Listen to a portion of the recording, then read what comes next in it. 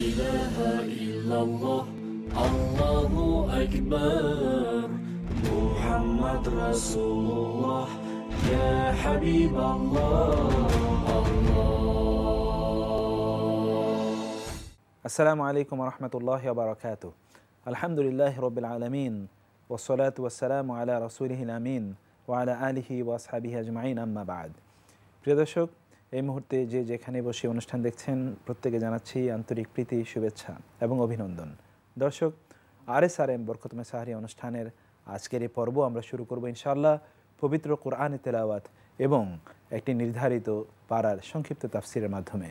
চলুন তেলাওয়াত শুনি এবং তাফসির জেনে নেই। আল্লাহু আকবার, أعوذ بالله من الشيطان الرجيم. بسم الله الرحمن الرحيم.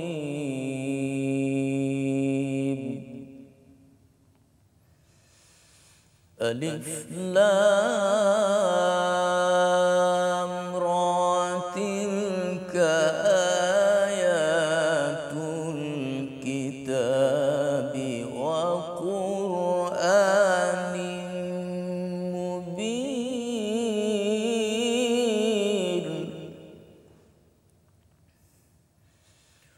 ربما يود الذين كفروا لو كانوا مسلمين.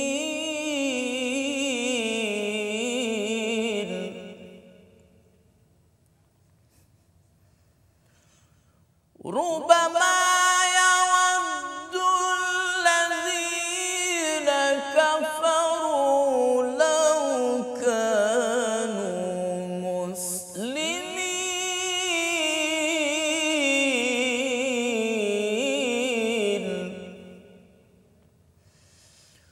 ذرهم يأكلوا ويتمتعوا ويلههم الأمل فسوف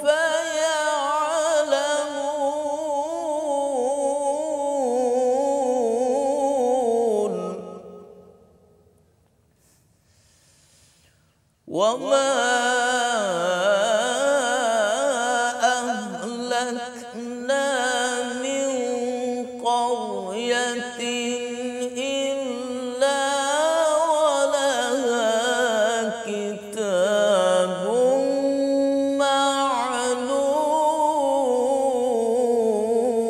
معلوم.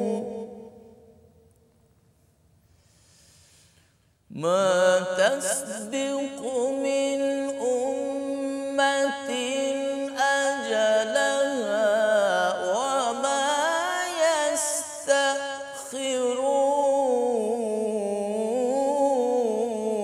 يستأخرون. وقالوا يا أيها الذي نزل عليه الذكر إنك لمجنون.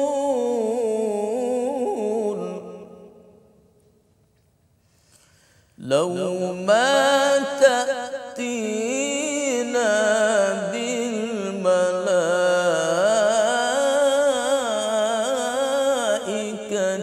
إن كنت من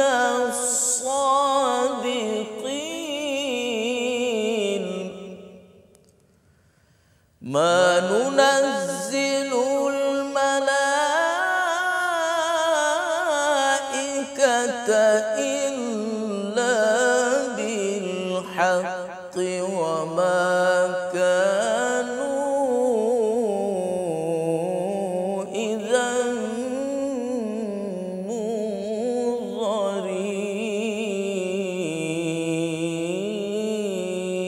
منظرين. صدق الله العلي العظيم.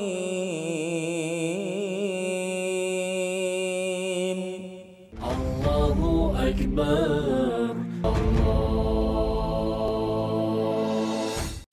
আসসালামু আলাইকুম রহমতুল্লাহি ওয়াবারাকাতুহ। আলহামদুলিল্লাহি ওয়াহদা ওয়াসসালাতু ওয়াসসালামু আলা মান লা নাবিয়্যা বা'দা ওয়া আলা আলিহি ওয়া সাহবিহি ওয়া মান ওয়ালা। সম্মানিত দর্শক শ্রোতা ভাই ও বোনেরা, পবিত্র মাহে রমাদানের বরকতময় সাহারি অনুষ্ঠানে সংক্ষিপ্ত কোরআনে কারিমের তাফসিরে আপনাদের সবাইকে আন্তরিক মোবারকবাদ জানিয়ে আজকে ১৪তম পারার সংক্ষিপ্ত তাফসির আরম্ভ করছি। সম্মানিত দর্শক শ্রোতা, কোরআনে কারিমের ১৪তম পারা যেই অংশটি, এই অংশের মধ্যে আল্লাহ সুবহানাহু ওয়া তাআলা গুরুত্বপূর্ণ দুইটি সূরা এই পারার মধ্যে স্থান দিয়েছেন।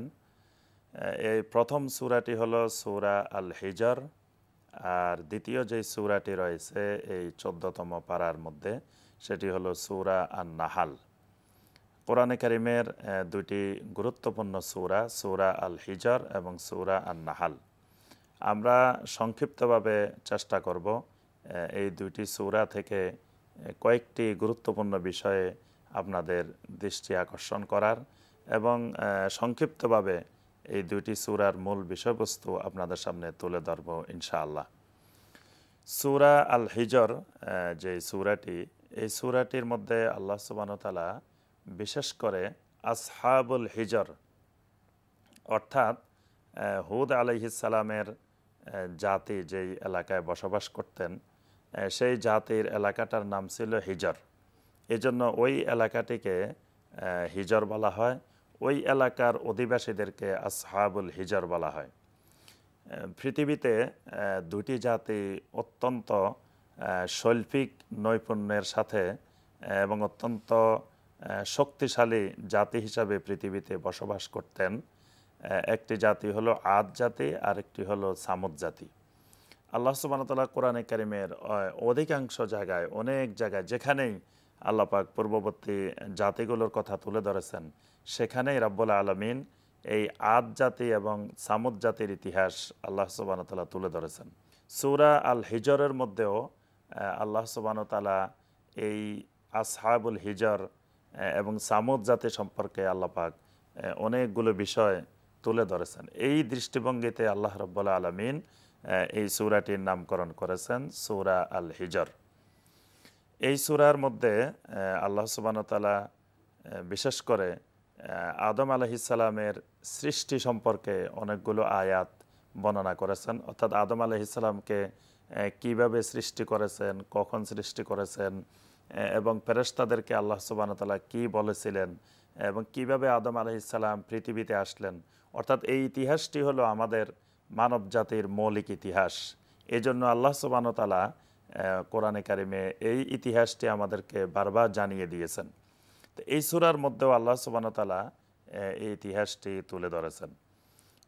এই সূরার ৬, ৭, ৮, ৯ এই আয়াতে কারিমাগুলোর মধ্যে আল্লাহ সুবহানাহু ওয়া তাআলা গুরুত্বপূর্ণ কয়েকটি বিষয় তুলে ধরেছেন। আল্লাহ সুবহানাহু ওয়া তাআলা বলেন, ওয়াকালু ইয়া আইয়ুহাল্লাযী নুজ্জিলা আলাইহিজ যিকরু ইন্নাকা লামাজনুন। নবী সাল্লাল্লাহু আলাইহি সাল্লাম যখন কোরআনে কারিমের আয়াতগুলো উপস্থাপন করা শুরু করলেন, তখন আরবের মুশরিকেরা বলতে শুরু করলো যে ইন্নাকা লামাজনুন, যে তুমি তো একজন পাগল, মাজনুনবিহীন আর কিছুই নও। অর্থাৎ নবী সাল্লাল্লাহু আলাইহি সাল্লাম সত্যের দাওয়াত শুরু করার পরে এই অপবাদটি প্রথম আসলো যে ইন্নাকা লামাজনুন, যে তুমি একজন পাগল। তাহলে বোঝা যায় যে এটা নবীওয়ালার সুন্নত, যে কোরআনের কথা, সুন্নার কথা, দ্বীনের কথা, এগুলো যখন কোনো ব্যক্তি দাঈল আল্লাহ হিসাবে কাজ করবে, তখন নবী সাল্লাল্লাহু আলাইহি সাল্লামকে যেভাবে বিভিন্ন অপবাদ দেওয়া হয়েছে, এটি যে কোনো মানুষকে এই অপবাদ দেওয়া হতে পারে। এরপরে আরবের মুশরিকেরা বলতেছিল যে লাউ মা তা'তিনা বিল মালাইকাতি ইন কুনতা মিনাস সাদিকিন, যে তুমি যদি সত্যিই নবী হও তাহলে তোমার নিকটে কোনো ফেরেশতা থাকে না কেন, যে তোমার ডানে বামে সামনে পিছনে অনেক ফেরেশতা থাকবেন, যাতে আমরা দেখলেই বুঝবো যে উনি আল্লাহ সুবহানাহু ওয়া তাআলার একজন বিশেষ নবী বা বিশেষ কোনো কিছু হবেন, এই ধরনের আমরা ধারণা করতে পারি। কিন্তু আমরা এরকম কোনো ফেরেশতাও তো তোমার আশেপাশে আমরা দেখতে পাই না। মা নুনাজ্জিলুল মালাইকাতা ইল্লা বিল হক ওয়া মা কানু ইজাম মুনজারিন। আল্লাহ সুবহানাহু ওয়া তাআলা বলেন, আমি মালাইকাদেরকে, ফেরেশতাদেরকে বেহুদা আমি পৃথিবীতে প্রেরণ করি না। আর ফেরেশতারা যখনই পৃথিবীতে যাবেন তখন কিন্তু কঠিন আযাব নিয়ে ফেরেশতারা তোমাদের সামনে যাবেন। সুতরাং ফেরেশতা আসা বা ফেরেশতা দেখা এই কামনা তোমাদের করা উচিত নয়। এরপরে আল্লাহ পাক একটি যুগান্তকারী কথা আল্লাহ পাক ৯ নম্বর আয়াতে কারিমে বলছেন যে ইন্না নাহনু নাজ্জালনা যিকরা ওয়া ইন্না লাহু লাহাফিজুন। আল্লাহ সুবহানাহু ওয়া তাআলা বলেন যে এই কোরআনে কারিমকে আমি আল্লাহ সুবহানাহু ওয়া তাআলা নিজেই নাজিল করি এবং ওয়া ইন্না লাহু লাহাফিজুন, এই কোরআনে কারিমের হেফাজতের দায়িত্ব, সংরক্ষণের দায়িত্ব আমি আল্লাহ সুবহানাহু ওয়া তাআলা নিজেই নিয়েছি। অর্থাৎ কোরআনে কারিমকে আল্লাহ সুবহানাহু ওয়া তাআলা কিয়ামত পর্যন্ত হেফাজত করবেন এবং এই হেফাজতের জন্য, সংরক্ষণের জন্য যে ধরনের হাফেজে কোরআন তৈরি করা দরকার, যে ধরনের আলেম তৈরি করা দরকার, যে ধরনের মুফাসসিরে কোরআন তৈরি করা দরকার, আল্লাহ সুবহানাহু ওয়া তাআলা এই ধরনের ব্যক্তি কিয়ামত পর্যন্ত তৈরি করবেন এবং এর মাধ্যমে আল্লাহ সুবহানাহু ওয়া তাআলা কোরআনে কারিমকে সংরক্ষণ করবেন। সুবহানাল্লাহ। সম্মানিত ভাই বোনেরা, এই সূরার মধ্যে আল্লাহ সুবহানাহু ওয়া তাআলা ইব্রাহিম আলাইহিস সালামের মেহমানের বর্ণনা দিয়েছেন বিশেষ করে। অর্থাৎ ইব্রাহিম আলাইহিস সালামের বাড়িতে একদিন মেহমান আসলো। তো সেই মেহমান ছিল মূলত ফেরেশতা, কিন্তু ইব্রাহিম আলাইহিস সালাম প্রথমে ধারণা করেছিলেন যে এই মেহমান কোনো মানুষ হবে, কারণ মানুষের বেশেই এসেছিলেন। তো এই মেহমানের জন্য ইব্রাহিম আলাইহিস সালাম অনেক মেহমানদারির ব্যবস্থাপনা করলেন, তাদের জন্য খাসির কাবাব তৈরি করলেন, কিন্তু মেহমান খাচ্ছে না। এটি দেখে ইব্রাহিম আলাইহিস সালাম এবং ইব্রাহিম আলাইহিস সালামের স্ত্রী অত্যন্ত চিন্তিত হয়ে গেলেন যে মেহমান কোনো কিছু না খাওয়া মানে হলো যে মেহমান তাদের উপরে অসন্তুষ্ট হয়েছেন, এটি মনে হয় বোঝা যাচ্ছে।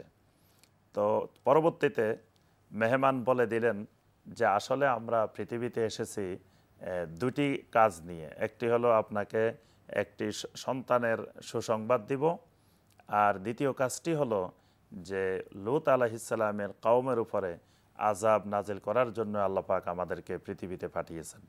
এখানে আল্লাহ সুবহানাহু ওয়া তাআলা সে লূত আলাইহিস সালামের কওমের ঘটনা বিস্তারিত বর্ণনা দিয়েছেন যে লূত আলাইহিস সালামের জাতির উপরে কিভাবে এই ফেরেশতারা সেদিন আযাব নাজিল করেছিলেন, গজব নিয়ে এসেছিলেন। সেই ঘটনাগুলো আল্লাহ পাক বিস্তারিত এই সূরা আল হিজরের মধ্যে বর্ণনা করেছেন। সম্মানিত দর্শক শ্রোতা বা ইউ বোনেরা, আমরা এবার আসি সূরা আন-নাহাল। সূরা আন-নাহাল এই সূরাটিও অত্যন্ত গুরুত্বপূর্ণ একটি সূরা। এই সূরার মধ্যে আল্লাহ সুবহানাহু ওয়া তাআলা আন-নাহাল, এই নাহাল শব্দের অর্থ হলো মৌমাছি। তো মৌমাছিকে আল্লাহ সুবহানাহু ওয়া তাআলা এই জন্য অগ্রাধিকার দিয়েছেন যে এই সূরার মধ্যে এই মৌমাছির কিছু কার্যক্রমের ব্যাপারে আল্লাহ পাক আলোচনা করেছেন। যেখানে আল্লাহ পাক দেখিয়েছেন যে সাধারণ একটি প্রাণী সেটি কিভাবে মানুষের কল্যাণে কাজ করে, মানুষের জন্যই মধু সংগ্রহ করে, আবার কিভাবে সেগুলো বাসা তৈরি করে, কিভাবে বাইরের থেকে মধুগুলো সংগ্রহ করে। অর্থাৎ তাদের মধ্যে যেই সায়েন্টিফিক বৈজ্ঞানিক বিষয়গুলো আল্লাহ পাক তাদের মধ্যে দান করেছেন, তাদের ভিতর ঢুকিয়ে দিয়েছেন, সেই কথাগুলো আল্লাহ রাব্বুল আলামিন এই সূরায় তুলে ধরেছেন এবং সেখান থেকে এই ঘটনাটিকে লক্ষ্য করে আল্লাহ পাক সূরাটির নাম রেখেছেন সূরা আন-নাহাল। এই সূরার 43 এবং 44 নম্বর আয়াতে কারিমায় আল্লাহ সুবহানাহু ওয়া তাআলা যে বিষয়টি বর্ণনা করেছেন, ওয়ামা আরসালনা মিন কাবলিকা ইল্লা রিজালান নূহি ইলাইহিম ফাসআলু আহলায যিকরি ইন কুনতুম লা তা'লামুন। আল্লাহ সুবহানাহু ওয়া তাআলা এই আয়াতে কারিমায় ইরশাদ করেন যে আমি আপনার পূর্বে অনেক নবী রাসূল পৃথিবীতে প্রেরণ করেছি, তবে ইল্লা রিজালান, যত নবী রাসূল আমি পৃথিবীতে পাঠিয়েছি সবাই ছিলেন পুরুষ, অর্থাৎ কোনো নারী নবী বা রাসূল আমি পৃথিবীতে প্রেরণ করিনি। ফাসআলু আহলায যিকরি ইন কুনতুম লা তা'লামুন। এরপরে আল্লাহ সুবহানাহু ওয়া তাআলা বলেন যে তোমরা যে জিনিস জানো না, যে বিষয়ে তোমাদের এলেম নেই, যে বিষয়ে তোমাদের জ্ঞান নেই, সেটি তোমরা আহলুজ যিকিরের নিকটে, অর্থাৎ আহলুল এলেমের নিকটে ভালো দক্ষ অভিজ্ঞ আলেমদের নিকটে তোমরা সেই বিষয়টি জেনে নাও। এখানে আল্লাহ পাক একটি গুরুত্বপূর্ণ শিক্ষা দিয়েছেন যে সব মাসআলা দ্বীনের সব বিষয় আমাদের সবার পক্ষে জানা থাকা এটি সম্ভবপর নয়। এজন্য যে বিষয় আমার জানা নেই সেই বিষয়টি আমি আহলুল এলেমদের থেকে, বিজ্ঞ আলেমদের থেকে জেনে নিব।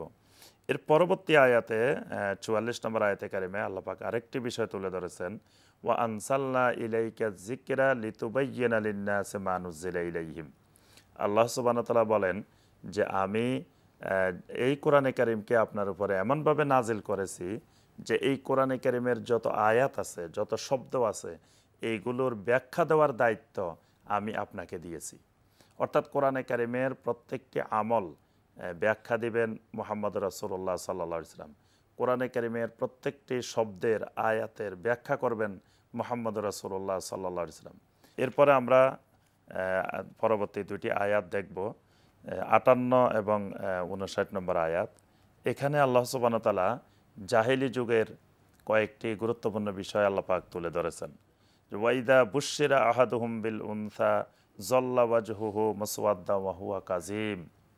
জাহেলি যুগে কোনো কন্যা সন্তান জন্মগ্রহণ করলে তার প্রতি তাদের আচরণটা কেমন ছিল, এই বিষয়ে আল্লাহ পাক এখানে একটি চিত্র তুলে ধরেছেন যে যখন তাদেরকে সুসংবাদ দেওয়া হতো তোমার কন্যা সন্তান হয়েছে, যল্লা ওয়াজহুহু মুসওয়াদ্দান, তখন তার চেহারাটা, মুখমণ্ডলটা একেবারে কুচকুচে কালো হয়ে যেত। ওয়াহুয়া কাজিম, এবং তার ভিতরে একটি ক্ষোভ, একটি রাগ তৈরি হতো। তখন সে চিন্তা করতে থাকতো যে আয়ুমসিকুহু আলা হুনিন আম ইয়াদুসসুহু ফিত তুরাব। সে চিন্তা করতে থাকতো যে আমি কি এই কন্যা সন্তানকে জীবিত রাখবো নাকি আমি তাকে মাটিতে জীবন্ত প্রথিত করব। সম্মানিত ভাই ও বোনেরা, জাহিলি যুগে কন্যা সন্তানের প্রতি এমন আচরণ থেকে আল্লাহ পাক উদ্ধার করে আল্লাহ পাক নারী জাতিকে, মা বোনদেরকে কত সম্মান দিলেন। আল্লাহ পাক সেই জীবন্ত হত্যা থেকে বাঁচাইলেন। এরপরে তাদের জন্য মোহর নির্ধারণ করে দিলেন। সম্পত্তির ক্ষেত্রে মা বাবা ভাই বোন সকলের সম্পত্তিতে নারীদের অধিকার নিশ্চিত করলেন। আল্লাহ পাক এইভাবেই নারী জাতিকে এই জাহেলিয়াতের অধপতন থেকে রক্ষা করেছেন। এরপরে আল্লাহ সুবহানাহু ওয়া তাআলা পরবর্তী দুটি আয়াত আমরা দেখব। 68 নম্বর আয়াতে কারিমা, এখানে আল্লাহ সুবহানাহু ওয়া তাআলা ওই আন-নাহাল বা মৌমাছির বর্ণনাটি আল্লাহ পাক দিয়েছেন। আল্লাহ পাক বলেন, ওয়া আওহা রাব্বুকা ইলান নাহলে আনিত্তাখিযি মিনাল জিবালি বুয়ুতা ওয়া মিনাশ শাজারি ওয়া মিম্মা ইয়ারিশুন। আল্লাহ সুবহানাহু ওয়া তাআলা বলেন যে আমি মৌমাছির প্রতি ওহী করেছি, তাদেরকে নির্দেশ দিয়েছি যে আনিত্তাখিযি মিনাল জিবালি বুয়ুতা, তোমরা পাহাড়ের মধ্যে গিয়ে তোমরা ঘর বানাও এবং সেখানে বিভিন্ন গাছপালা থেকে, বিভিন্ন ফলফলাদি থেকে তোমরা বিভিন্ন রকমের রস সংগ্রহ করে, মধু সংগ্রহ করে সেগুলো তোমরা এক জায়গায় সঞ্চয় করো। আল্লাহ পাক বলেন, ইয়াখরুজু মিন বুতুনিহা শারাবুম মুখতালিফুন আলওয়ানুহু, যে তাদের পেটের ভিতর থেকে আমি আল্লাহ পাক তোমাদের জন্য কি সুন্দর একটি উপকারী, ফিহি শিফাউল লিন্নাস, মানুষের জন্য উপকারী একটি জিনিস মধু আমি বের করে দিই। এখানে আল্লাহ সুবহানাহু ওয়া তাআলার কুদরত, আল্লাহ সুবহানাহু ওয়া তাআলার ক্ষমতা এই মৌমাছির দিকে তাকাইলেই আমরা দেখতে পাই। সম্মানিত দর্শক শ্রোতা, আমরা সর্বশেষ যে আয়াতটি ব্যাখ্যা করব, একটি গুরুত্বপূর্ণ আয়াত রয়েছে এই সূরা নাহালের মধ্যে। আল্লাহ পাক এই আয়াতে কারিমায়, সূরা আন-নাহালের 90 নম্বর আয়াত, এই আয়াতে আল্লাহ পাক 3টি বিষয়ে নির্দেশ দিয়েছেন এবং 3টি বিষয়ে আল্লাহ পাক নিষেধ করেছেন। এই আয়াতটি আমরা অধিকাংশ জুমার খুতবার শেষে আমরা মুসল্লিদেরকে এই আয়াতে কারিমাটি স্মরণ করাই দিয়ে জুমার খুতবা শেষ করি। আল্লাহ সুবহানাহু ওয়া তাআলা এই আয়াতে কারিমে নির্দেশ দেন, ইন্নাল্লাহা ইয়া'মুরু বিল আদলি ওয়াল ইহসান ওয়া ইতাইযিল কুরবা। আল্লাহ সুবহানাহু ওয়া তাআলা তোমাদেরকে নির্দেশ দিচ্ছেন যে 1 নম্বর যে নির্দেশটি সেটি হলো আদল, 2 নম্বর হলো ইহসান, 3 নম্বর হলো ওয়া ইতাইযিল কুরবা, নিকটাত্মীয়কে দান করা। এই 3টি বিষয়ের প্রতি আল্লাহ রাব্বুল আলামিন বিশেষভাবে গুরুত্ব দিয়েছেন। প্রথম যে বিষয়টি সেটি হলো আদল, অর্থাৎ মানুষের প্রতি ইনসাফ করা, মানুষের প্রতি যে কোনো কথাবার্তায়, কাজে কর্মে, লেনদেনে, সর্বক্ষেত্রে বিচার আচারে মানুষের প্রতি ইনসাফ কায়েম করা। আর এহসান হলো মানুষের প্রতি আরও বেশি সদয় হওয়া, আদলের থেকেও ইনসাফের থেকেও আরও বেশি সদয় হওয়া। আরেকটি হলো নিকট আত্মীয় স্বজনকে দান করা। সম্মানিত ভাই ও বোনেরা, এই মাহে রমাদানে আমরা নিকট আত্মীয়দের প্রতি যেন বেশি বেশি দান করতে পারি, এই বিষয়টি আমরা খেয়াল রাখার চেষ্টা করব। আল্লাহ পাক এই আয়াতে 3টি বিষয়ের নিষেধ করেছেন, ওয়াইয়ানহা আনিল ফাহশায়ে ওয়াল মুনকার ওয়াল বাগি। একটি হলো অশ্লীল কাজ, একটি হলো ওয়াল মুনকার আল্লাহ সুবহানাহু ওয়া তাআলার অপছন্দনীয় হারাম কাজ, ওয়াল বাগি এবং বিদ্রোহী হওয়া, কোনো কিছুর ব্যাপারে, শরীর ব্যাপারে, দিনের ব্যাপারে বা প্রশাসনের বিরুদ্ধে বিদ্রোহর থেকে আল্লাহ সুবহানাহু ওয়া তাআলা নিষেধ করেছেন।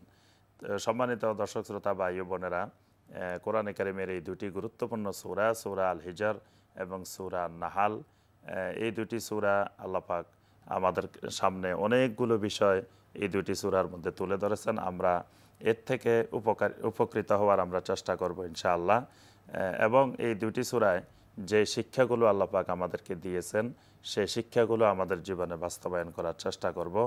এবং এই কোরআনে কারিমের নূর, কোরআনে কারিমের আলো আমাদের প্রত্যেক ঘরে ঘরে, প্রত্যেক পরিবারে, নিজের মধ্যে আমরা জ্বালানোর চেষ্টা করব ইনশাআল্লাহ। আল্লাহ সুবহানাহু ওয়া তাআলা আমাদের সবাইকে তৌফিক দান করুন, আমিন ইয়া রাব্বাল আলামিন। আসসালামু আলাইকুম ওয়া রাহমাতুল্লাহি ওয়া বারাকাতুহু। এবার আলোচনা অত্যন্ত গুরুত্বপূর্ণ একটি বিষয় আজকেও আলোচনা করব ইনশাআল্লাহ। আজকের আলোচ্য বিষয় হচ্ছে তাওহীদবিহীন ইবাদত প্রত্যাখ্যাত। আসলে যে ইবাদতের মধ্যে তাওহীদ নাই সেটি তো প্রত্যাখ্যাত হবেই। রাসূল সাল্লাল্লাহু আলাইহি ওয়াসাল্লাম বলেছেন, মান আহদাসা ফি আমরিনা হাদা মা লাইসা মিনহু ফাহুয়া রাদ্দুন, যে আমাদের এই দিনের মধ্যে এমন কিছু ঢুকালো যা আগ থেকে তার মধ্যে ছিল না, সেটি প্রত্যাখ্যাত। ফলে ইবাদতের মধ্যে আল্লাহ সুবহানাহু ওয়া তাআলার সন্তুষ্টি, তার প্রতি বিশ্বাস, এই অনুভূতি যে তিনি আমাদেরকে ইবাদত করতে বলেছেন, এই পদ্ধতিতে করতে বলেছেন, তার সন্তুষ্টির জন্য করতে বলেছেন, তার রাসূলের দেখানো পথে করতে বলেছেন, এই ইত্তকার আরও অনেকগুলো ইনগ্রেডিয়েন্ট যদি না থাকে তাহলে সেইটি ইবাদত তো হবেই না, বরং তা বিপরীত একটি কিছু হবে, সেটা ব্যাকফায়ার করবে। এই যে একটা ফিলসফি, একটা দর্শন, সেই দর্শনের উপর বিস্তারিত আলোচনা করার জন্য আজকে আমরা স্টুডিওতে আমন্ত্রণ জানিয়েছি আপনাদের প্রত্যেকের প্রিয় ব্যক্তিত্ব, আন্তর্জাতিক খ্যাতিসম্পন্ন ইসলামী চিন্তাবিদ এবং একজন প্রখ্যাত মিডিয়া ব্যক্তিত্ব, জাতীয় বিশ্ববিদ্যালয়ের সম্মানিত সহযোগী অধ্যাপক জনাব ডক্টর মনজুর এলাহীকে। আসসালামু আলাইকুম। ওয়ালাইকুম আসসালাম। মোহতারাম, কেমন আছেন আপনি? আলহামদুলিল্লাহ, ভালো রেখেছেন। আপনি কেমন আছেন? আলহামদুলিল্লাহ, আমরা ভালো। আলহামদুলিল্লাহ, আপনার কাছে আমরা অবশ্য দোয়াও চাই। এই যে এত চমৎকার গুরুত্বপূর্ণ একটি সময়, গভীর রাত, সেই গভীর রাতে আপনি আমাদের সকলের জন্য দোয়া করবেন যাতে আল্লাহ সুবহানাহু ওয়া তাআলা সবাইকে বরকত দান করুন, রহমত নাজিল করুন, আমিন এবং ভালো ভালো কাজে তৌফিক দান করুন, আমিন আমিন। মোহতারাম, আমরা তো ইবাদত করি, এই যে রাত জেগে আমরা কথা বলছি, অথবা কিছুক্ষণ পরেই এখনও আমাদের দর্শকরা তারা জেগে আছেন, তারা অনুষ্ঠান দেখছেন, তারা সাহারি খাবেন, সালাতুত তাহাজ্জুদ আদায় করবেন ইনশাআল্লাহ, করছেন অনেকে। আবার আমরা তো রোজা রাখছি, সিয়াম সাধনা করছি। রাসূলুল্লাহ তো বলেছেন, মান সামা রমাদানা ঈমানান ওয়া ইহতিসাবান, ঈমানের বিষয়টি এখানে আছে। তো যেই ইবাদতের মধ্যে তাওহীদ নাই সেটি তো ইবাদতই নয় মূলত। আমরা সেই বিষয়টি জানবো আপনার কাছে দ্বিতীয়ত, কিন্তু প্রথমে আমরা জানতে চাই যে তাওহীদ আসলে কি, এবং ইবাদতের মধ্যে তাওহীদের প্রতিষ্ঠা এটা আসলে কিভাবে হয়। আলহামদুলিল্লাহ, ওয়াসসালাতু ওয়াসসালামু আলা রাসূলিল্লাহ। তাওহীদ হচ্ছে ঈমান বিল্লাহর সবচেয়ে ইম্পর্টেন্ট অ্যাসপেক্ট অথবা সাবজেক্ট আপনি বলতে পারেন। জি, কারণ আমরা জানি ঈমানের 6টা রকম আছে। জি, প্রথম রকমটা হচ্ছে আল্লাহর প্রতি ঈমান। জি, আল্লাহর প্রতি ঈমানের মূল থিমটাই হচ্ছে বা সাবজেক্টটাই হচ্ছে তাওহীদ।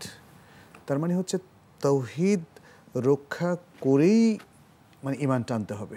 জি, তাওহীদ বিপন্ন হলে আর ঈমান থাকবে না। জি, জি।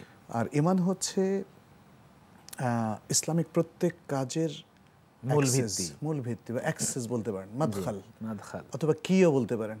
ইসলামে ঢুকতে হলে ঈমান লাগবে। জি, জি।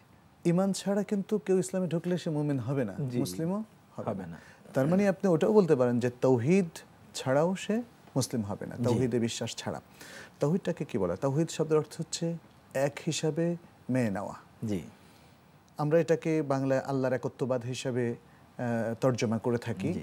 আর শরীয়তের পরিভাষায় এটাকে বলা হয় ইফরাদুল্লাহ সুবহানাহু ওয়া তাআলা বিরুবুবিয়্যাতিহি ওয়া উবুদিয়্যাতিহি অথবা উলুহিয়্যাতিহি ওয়া আসমাই ওয়া সিফাতিহি। সুবহানাল্লাহ। খুব সংক্ষেপে বোঝানোর জন্য এটা খুব সুন্দর একটা ডেফিনেশন, যে আল্লাহকে একক রব হিসাবে স্বীকৃতি দেওয়া, জি, অর্থাৎ স্বীকার করে নেওয়া, শুধু বিশ্বাস করা না। জি জি, কারণ অনেকে বিশ্বাস করে স্বীকার করে না, জি, বুঝতে পেরেছেন?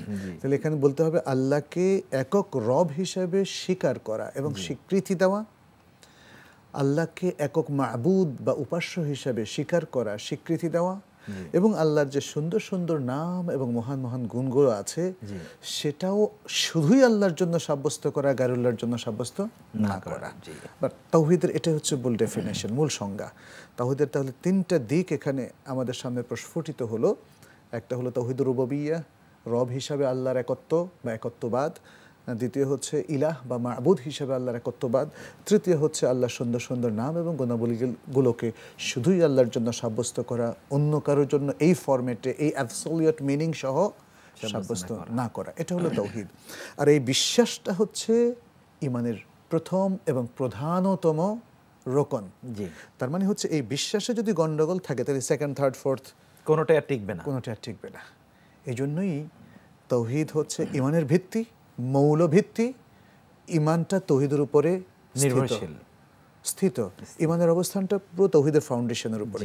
এই ফাউন্ডেশনটা চলে গেলে, যেমন একটা বিল্ডিং এর ফাউন্ডেশন চলে গেলে পুরো বিল্ডিংটা কোলাপস করবে, যত বড় বিল্ডিংই হোক না কেন। ঠিক তেমনি তাওহীদটা চলে গেলে সবকিছু কোলাপস করবে। তার ঈমান, আমল, তার ইসলাম, তার এভরিথিং কোলাপস করবে। এই দিক থেকে আজকের যে টপিকটা আপনি দিয়েছেন বা কর্তৃপক্ষ দিয়েছে সেটা খুবই ভ্যালিড একটা চমৎকার একটা টপিক, যে তাওহীদবিহীন আমল প্রত্যাখ্যাত। এর পক্ষে কোরআনে হাদিসে অসংখ্য দলিল আছে। আল কোরআন আল্লাহ তাআলা বলছেন ওয়াকাদিমনা ইলা মা আমিলু মিন আমালিন ফাজআলনাহু হাবাআন মানথুরা। ইন্না লিল্লাহি ওয়া ইন্না ইলাইহি রাজিউন। তারা বহু আমল করে, পৃথিবীর মানুষেরা, নানা প্রকার মানুষেরা, নানা ধর্মের মানুষেরা বহু আমল করে, আর আমি সেগুলো, আল্লাহ বলছেন, আমি সেগুলোকে নিষ্ফল করে দিই বিকজ অফ ল্যাকিং অফ তাওহীদ, ল্যাকিং অফ ঈমান। ঈমান এবং তাওহীদ যে আমলের সাথে অঙ্গাঙ্গিভাবে সম্পৃক্ত নয়, পূর্ব শর্ত হিসাবে সম্পৃক্ত নয়, সে আমলটা আল্লাহ তাআলা ধুলি ঝড়ের মতো উড়িয়ে দেন। তার কাছে কোনো ভ্যালুই ক্যারি করে না, অ্যাকসেপ্ট করা তো দূরের কথা। আর আরেকটা হাদিসের মধ্যে, হাদিসে কুদসি, আল্লাহ তাআলা বলছেন, এটা রাসূল সাল্লাল্লাহু আলাইহি সাল্লাম তিনি ডিসক্রাইব করছেন। আল্লাহ তাআলা বলছেন যে মান আশরাকা মাইয়া গায়রি তারাকতুহু ওয়া শিরকা, যে আমার সাথে আর অন্য কাউকে শরীক করলো আমি তাকে এবং তার শিরককে আমি তরক করলাম। তাহলে আজকে এই শিরক যুক্ত, তাওহীদ না থাকায় কিন্তু শিরক এট এনি ফর্ম, সে রুবুবিয়তের মধ্যে তাওহীদকে চূর্ণ বিচূর্ণ করলো বা ত্যাগ করলো তাহলেও শিরক, সে উলুহিয়তের মধ্যে বা তার কোনো একটা ইউনিটের মধ্যে যদি সে মানে তাওহীদকে ত্যাগ করলো তাহলে শিরক।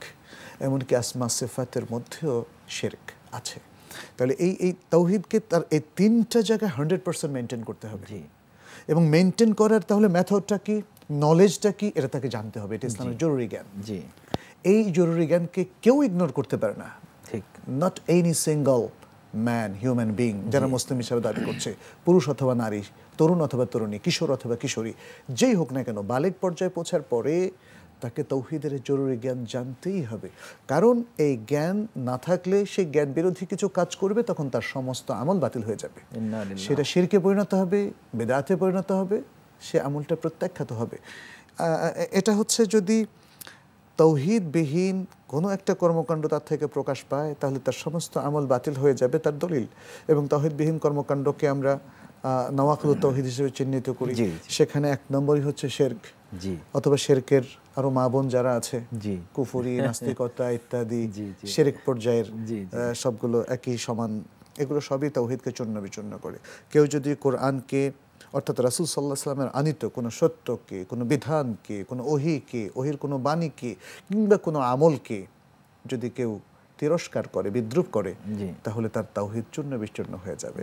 ঠিক তেমনি কেউ যদি সন্দেহ পোষণ করে যে কোরআন আমাদের কাছে এসেছে, সে কোরআন সত্য কিনা, বা কোরআনের সব কথার সাথে আমি একমত নই। আজকাল অনেক লোককে এরকম কথা শুনতে মানে শোনা যায় তাদের কাছ থেকে।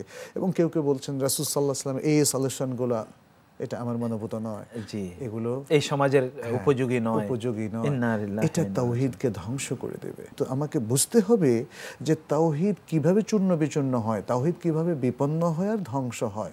জাস্ট এই নলেজটা আমাদের লাগবে, এটা খুব কঠিন নয়। না, মানে আমাদের শিক্ষার মধ্যে, স্কুল মাদ্রাসার শিক্ষার মধ্যে মুসলিমদের জন্য এটা মূল কারিকুলামে এটা থাকা উচিত।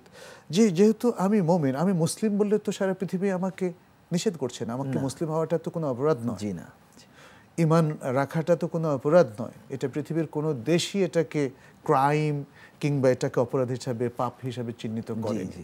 যদি তাই হয় তাহলে আমি কি আমার মুসলিম আইডেন্টিটিকে 100% ধারণ করার অধিকার রাখি? এবং তা রাখতেই হবে, নাহলে তো আইডেন্টিটির মধ্যে কনফিউশন থাকলে তো আমি সর্বত্র, এই পৃথিবীতে সর্বত্রই আমি সেখানে বিপদের মুখোমুখি হব, আখিরাত তো রয়েই গেল।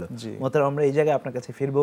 দর্শক দেখছিলেন RSRM বরকতময় সাহারি অনুষ্ঠানটি। আমরা আলোচনা করছিলাম তাওহীদবিহীন ইবাদত প্রত্যাখ্যাত, খুবই গুরুত্বপূর্ণ টেকনিক্যাল একটা টার্ম, কিন্তু তার মাঝে আছে সামগ্রিকতা, বহু ব্যাপকতা তার মাঝে আছে।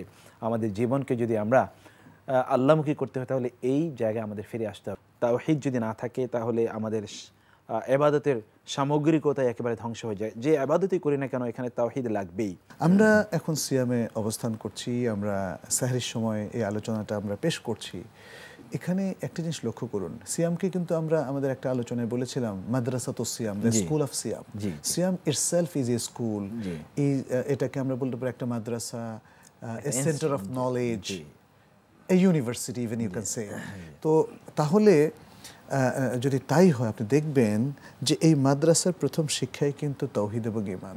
জি, আমার মনে হয় আজকে আপনি সেই হাদিসটাই উল্লেখ করেছেন, মান সামা রমাদানা ঈমানান ওয়া ইহতিসাবান গুফিরা লাহু মা তাকাদ্দামা মিন যামবি। তাহলে সওম যে সে স্টার্ট করবে, সওম যে সে রাখবে এই রমাদান মাসে, এটা হচ্ছে হাদিস বলছে, রাসূল সাল্লাল্লাহু আলাইহি ওয়াসাল্লাম নিজে বলছেন উইথ ফুল ঈমান। জি, and with ikhlas, ihtisab মানে হচ্ছে এখন expecting the reward from Allah। তাহলে তার ঈমান ইখলাস নিয়েই তাকে সিয়াম রাখতে হবে। তাহলে সে যদি কোনো কারণে ঈমানটাকে মিস করে, তার সার্বিক কর্মকাণ্ডে, চিন্তা চেতনায় সে যদি তাওহীদ, ঈমান এবং ঈমানের সবচেয়ে গুরুত্বপূর্ণ প্রসঙ্গ আমরা বললাম তাওহীদ, তো এই তাওহীদ এবং ঈমানকে যদি সে কোনো কারণে আংশিক বা কমপ্লিটলি মিস করে, তাহলে তার সিয়ামটা কিন্তু ইনভ্যালিড। এটা তখন উপবাস হয়ে যাবে, না কিয়ামুল লাইল, তারাবিটা ইনভ্যালিড, তার সাহারি খাওয়াটা ইনভ্যালিড, তার ইফতারটা, এগুলো সবই ব্যর্থ হয়ে যাবে। তো এই যে এত কষ্ট, তাহলে এত আয়োজন, সবই ব্যর্থ হবে একটা জায়গায় যদি আমাদের ল্যাকিংস থাকে, একটা জায়গায় যদি আমাদের মিসিং হয়, ঈমান এবং তাওহীদ। তাহলে এটা কিন্তু সেটাই বলছে। তাহলে মাদ্রাসাতুস সিয়ামের একটা বড় শিক্ষা হচ্ছে যে রোজাদার, তোমরা যারা সিয়াম পালন করছো, তোমরা যারা সিয়াম চর্চা করছো, তোমরা যারা তাকওয়া পেতে চাও এবং সিয়ামের নানা উপহার সামগ্রী তোমরা দুহাতে গ্রহণ করতে চাও, তাহলে তোমাদের কিন্তু ঈমানটার ব্যাপারে একটু সজাগ হও। তুমি before you start your fasting in the month of Ramadan, তোমাকে অবশ্যই ভাবতে হবে যে তোমার ঈমানের জায়গাটা ঠিক আছে কিনা। ঠিক, যদি সেখানে কোনো মিসকনসেপশন থাকে, মিসআন্ডারস্ট্যান্ডিং থাকে, সেখানে যদি কোনো ফেক ইনফরমেশন অথবা ফেক নলেজ থাকে, তাহলে ওই জায়গাটা কিন্তু রিপেয়ার করতে হবে। And it must be repaired before you starting your সিয়াম। তা না হলে তো সিয়ামটা অকার্যকর হয়ে যাচ্ছে। আল্লাহ এখানে আসলে খুব খুব সিরিয়াসলি আল্লাহ তাআলা এই মেইনটেনিং দ্য তাওহীদ অথবা ঈমান এটাকে শর্ত করেছেন। তা না হলে তো কোনো আমলই কবুল হবে না, এমনকি সালাতও তো কবুল হবে না, এমনকি আমি যে যাকাত দিচ্ছি সেটাও কবুল হবে না, যে কোরবানি করছি সেটাও কবুল হবে না, সেখানে তাওহীদ থাকতেই হবে।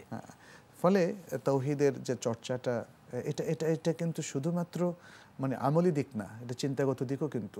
বিশ্বাসগত দিক একদিকে, অন্যদিকে আমাদের আসলে প্রায়োগিক দিক, মানে প্রত্যেকটা জায়গায় চিন্তার মধ্যেও থাকতে হবে, বিশ্বাসের মধ্যে থাকতে হবে। চিন্তাটা শুরুতে, চিন্তার বিশুদ্ধতা, এটা তাওহীদ নির্ভর হতে হবে। তার মানে হচ্ছে যখন আপনার চিন্তা চেতনায় তাওহীদ এস্টাবলিশড হবে, তখন অ্যাট দ্য সেম টাইম আপনাকে সব ধরনের শিরক এবং পৌত্তলিকতা ত্যাগ করতে হবে, পৌত্তলিক কর্মসূচি ত্যাগ করতে হবে, পৌত্তলিক ধ্যান ধারণা ত্যাগ করতে হবে। সে যে ধর্মই হোক না কেন, মুসলিম ভিন্ন পৌত্তলিক যে ধর্মই হোক না কেন, তার চিন্তা চেতনা আপনাকে পরিত্যাগ করতে হবে এবং আপনার চিন্তাকে বিশুদ্ধ করতে হবে only for Allah, to please আল্লাহ।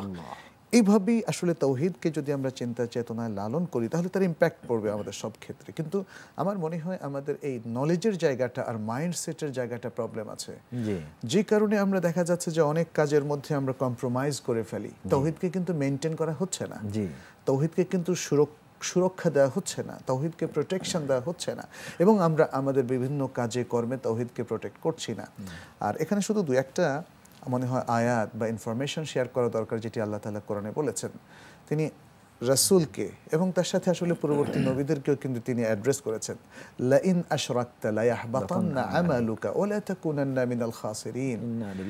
সব নবীদেরকে এবং বিশেষ করে শেষ নবীকেও বলা হচ্ছে যে যদি তুমি শিরক করো, somehow if you commit any shirk, যে কোনোভাবে ভুলে বিভ্রান্তিতে যেভাবেই কোনো শিরক যদি তোমার কাজের মধ্যে চলে আসে, চিন্তা চেতনা চলে আসে, তাহলে তোমার সমস্ত আমল বাতিল হয়ে যাবে এবং তুমি আখিরাতে ক্ষতিগ্রস্তদের অন্তর্ভুক্ত হয়ে যাবে। আর ওয়ালা ইন আশরাকু লাহাবিতা আনহুম মা কানু ইয়ামালুন, এটা সমস্ত মুমিনদেরকে বলা হচ্ছে যদি তারা কোনো শিরক করে, শিরকে লিপ্ত হয়, তাহলে তাদের পূর্বের সকল আমল বাতিল হয়ে যাবে। তাওহীদের বিপরীতে আসলে শিরক। শিরক মানেই হচ্ছে association with Allah, associating partner with Allah. ঠিক। আর তাওহীদ হচ্ছে oneness of Allah in his lordship, in his worship, in his আসমা এন্ড সিফাত। ফলে মানে আমার মনে হয় জিনিসটা অত কঠিন না যত কঠিন আমাদের মুসলিম ব্রাদার্স এবং সিস্টাররা মনে করছে। এটা ভেরি সিম্পল কনসেপ্ট, বাট আমাদের প্রবলেমটা হচ্ছে আমরা তাওহীদের এনভায়রনমেন্টটা তৈরি করতে পারি। তাওহীদকে একটা ফিলোসফিক্যাল ডিসকাশন হিসাবে আমরা পেশ করছি, আর আমাদের লোকজন ভাবছে এত কঠিন আলোচনা তো বুঝি না। সারা পৃথিবীর সমস্ত দ্বীনই তাওহীদি আমেজ পুরোটাই কনসেন্ট্রেটেড হয়েছে ইসলামের মধ্যে। আর এই জন্য আল্লাহ তাআলা কোরআনে কিন্তু বলছেন ইন্নাদ দীনা ইনদাল্লাহিল ইসলাম, নিশ্চয়ই আল্লাহর কাছে একমাত্র মনোনীত দ্বীন হচ্ছে ইসলাম। তার মানে হচ্ছে মনোনীত তাওহীদবাদী দ্বীন হচ্ছে সুবহানাল্লাহ। অতএব এই একটা জায়গা আমাদের মুসলিমদেরকে বুঝতে হবে। আলহামদুলিল্লাহ, তাওহীদ নিয়ে তাদেরকে গৌরববোধ করতে হবে। জি মোহতারাম, আমরা এই গভীর রাতে অত্যন্ত গুরুত্বপূর্ণ এই সময় আপনার কাছে তাওহীদের কথা শোনাচ্ছি।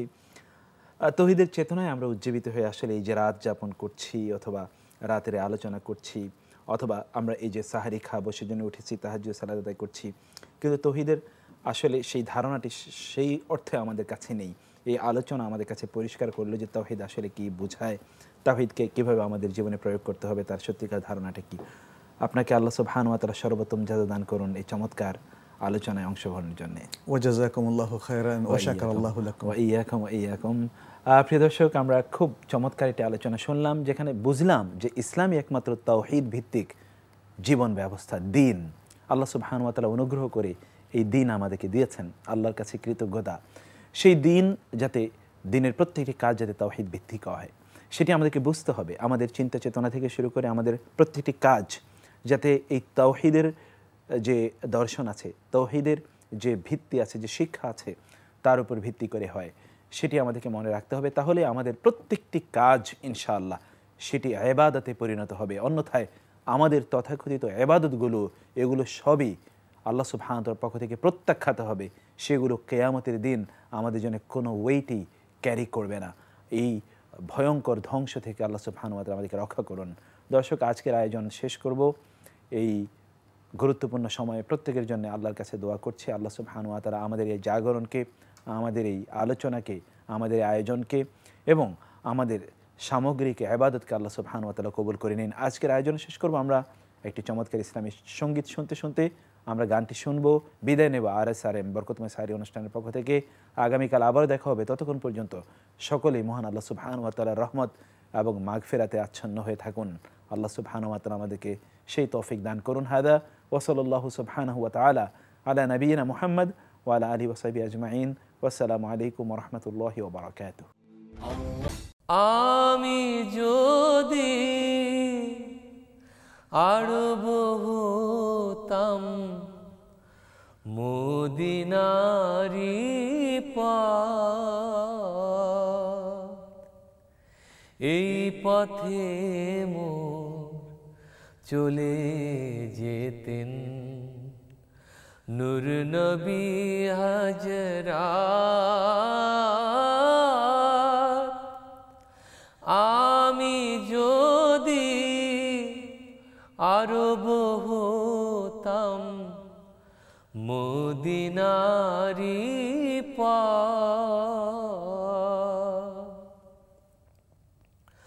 পয়জার তার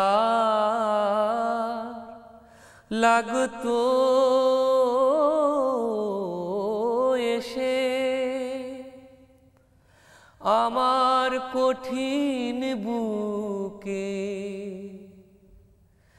আমি ঝর্ণা হয়ে গলে যেতাম অমনি পরম সুখে। সেই চিহ্ন বুকে পড়ে পালিয়ে যেতাম কোহিতুরে, চিহ্ন বুকে পুরে পালিয়ে যেতাম কোহিতুরে। দিবানিশি করতাম তার কদম জিয়ারাত।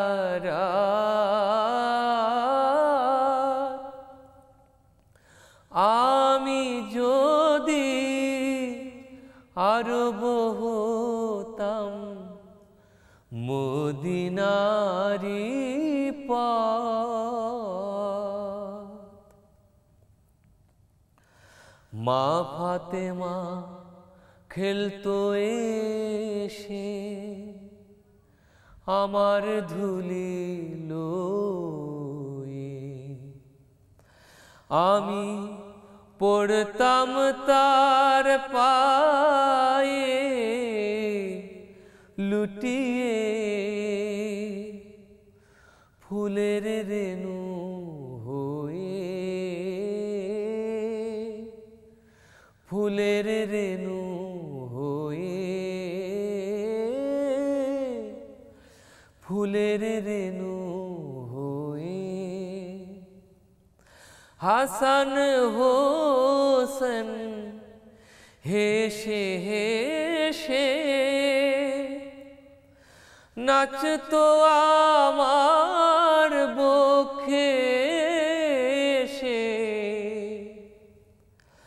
হাসান হোসেন হেসে হেসে নাচতো আমার বক্ষে এসে। চোখে আমার বইতো নদী, পেশেনে আমার। আমি যদি আরব হতাম মদিনারি পথ। এই পথে মোর চলে যেতেন নূর নবী হাজরাত।